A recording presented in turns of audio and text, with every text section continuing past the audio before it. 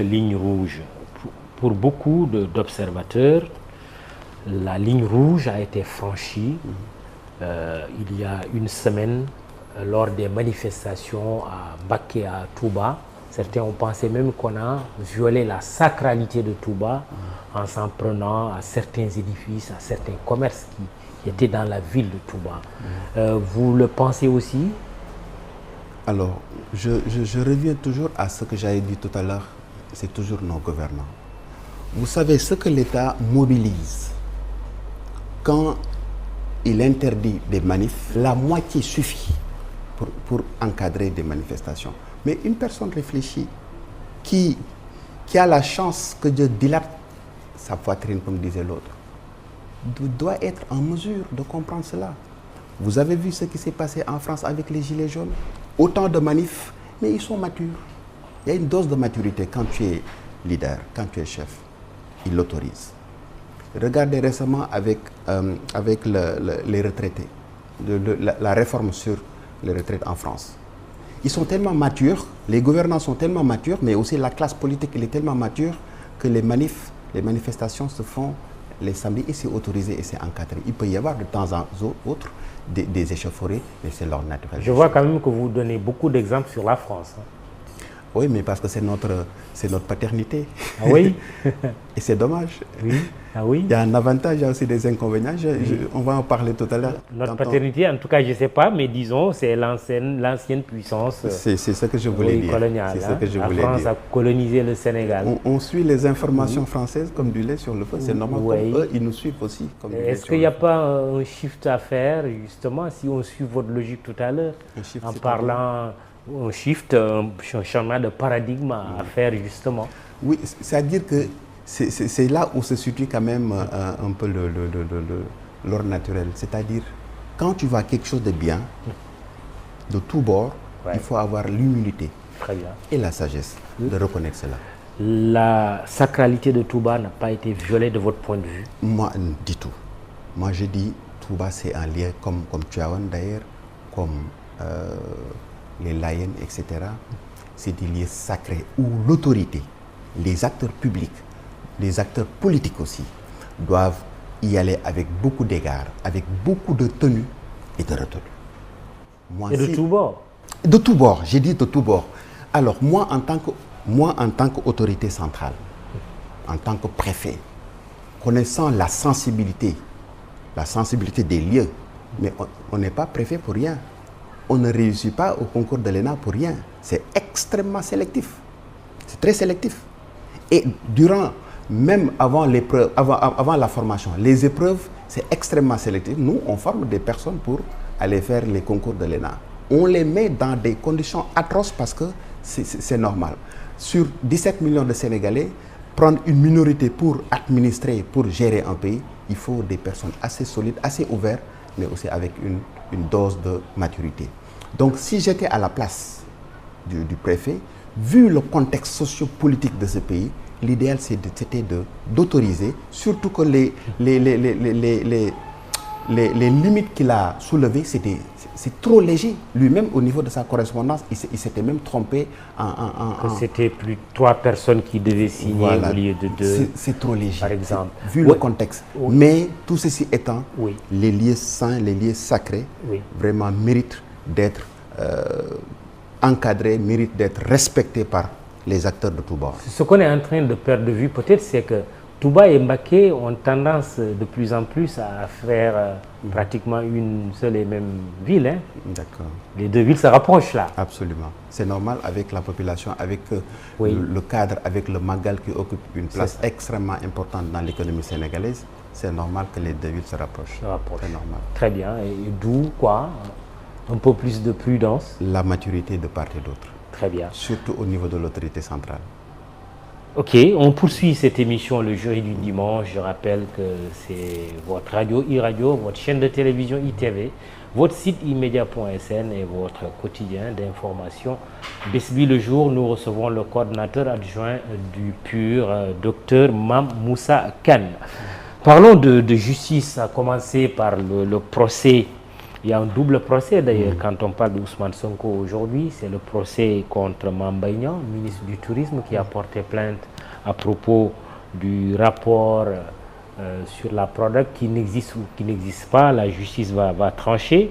Et l'autre procès, c'est contre Adji Sarr pour menaces et viol, des charges retenues par le juge d'instruction. Jeudi, lors de l'audience, et après, surtout, il y a eu encore des scènes de violence. Absolument. La voiture de Ousmane Sonko a été caillassée, en tout cas, la vitre a été brisée par la police.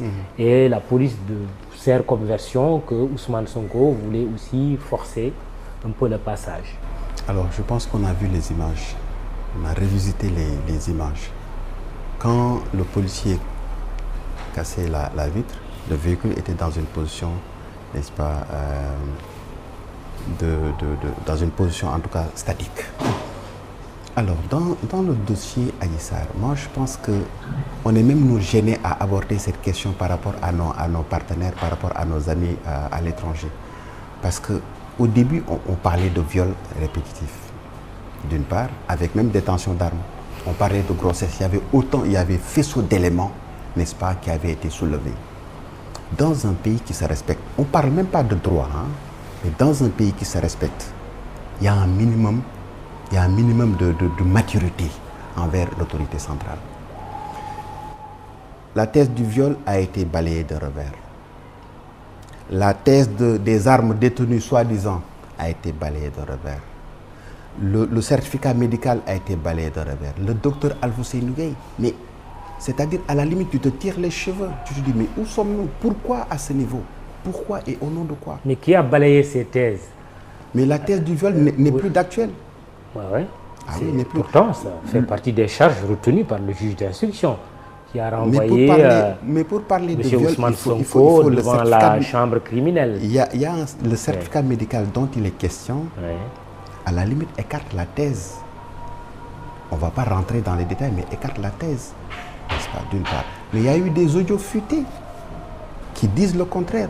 Pas plus tard qu'hier, avant-hier, j'ai écouté une dame qui était tout le temps avec la dame Adji Sarr, disait qu'elle risque de ne plus jouir de ses facultés tellement qu'il y a une pression. Donc moi je pense que ce dossier à la limite frôle le ridicule. D'ailleurs c'est ça qui explique le dossier du Prodac, à mon sens. Ça c'est à mon sens. Vous pensez que c'est pour faire diversion?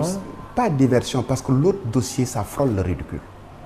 Ça frôle le ridicule. Oui, pourtant la chambre criminelle a priori va juger cette affaire. A priori, mais regarde qu'est-ce qui s'est passé actuellement. On ne parle plus du dossier Adji Sarr, ils accélèrent le processus, le dossier du Prodac. Pourquoi?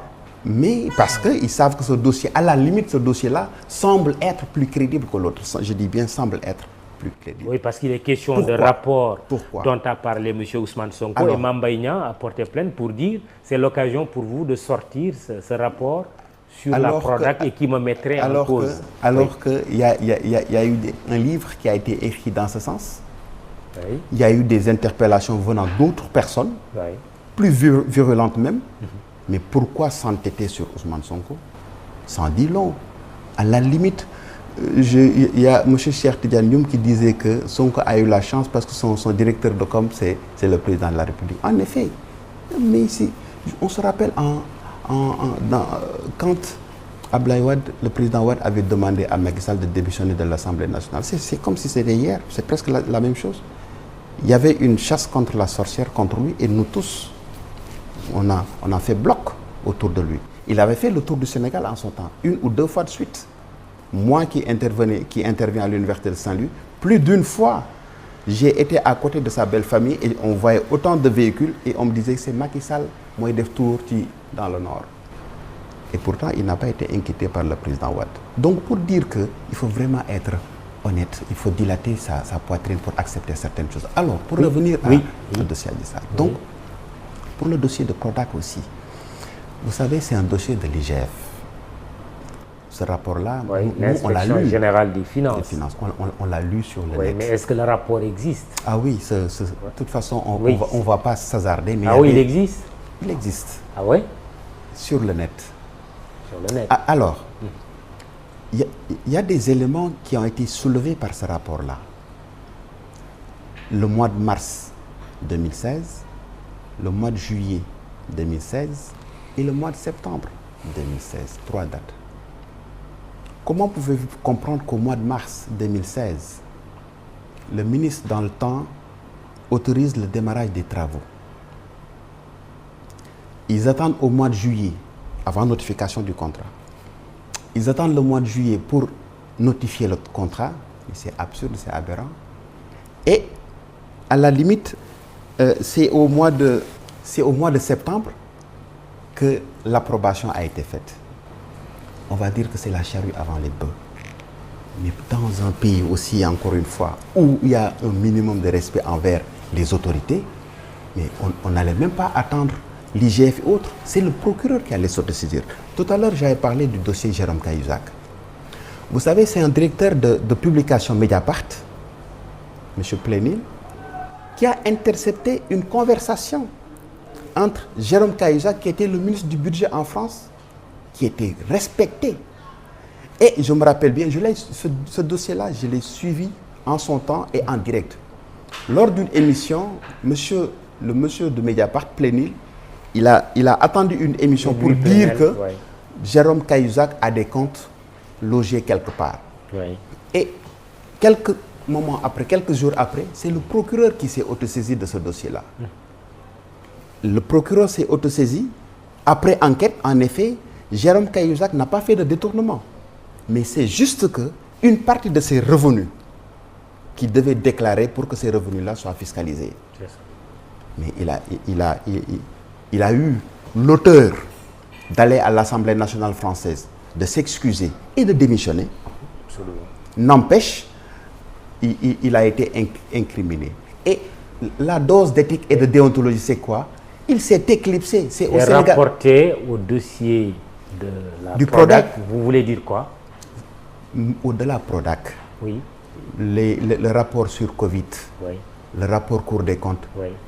Je dis toujours il faut une dose d'éthique. Qu'est-ce que oui? Et de déontologie. Pour faire quoi exactement? Pour si vous êtes incriminé dans des dossiers aussi sensibles, là où nous sommes, il faut avoir l'audace et la hauteur de démissionner et de laisser la justice suivre son cours.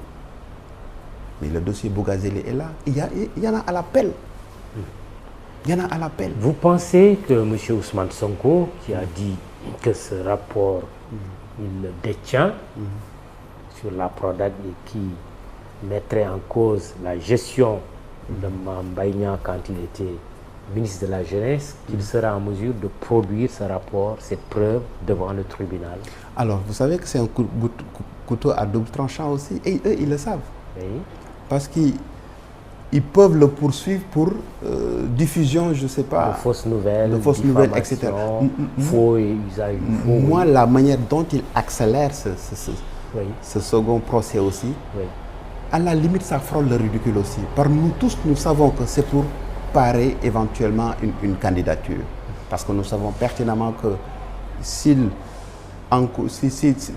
y a une peine, même avec sursis, il ne sera pas éligible.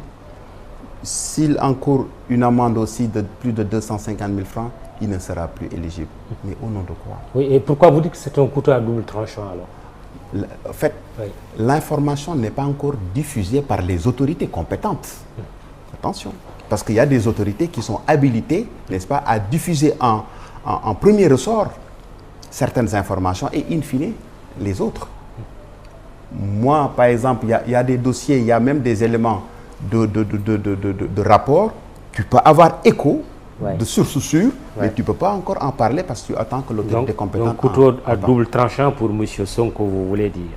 C'est ce qu'ils veulent exploiter, mais c'est peine perdue parce qu'il sera candidat lui aussi. Il sera candidat? Inch'Allah. Comme notre président, Hassan Mohamed Moussa Sy. Ah oui?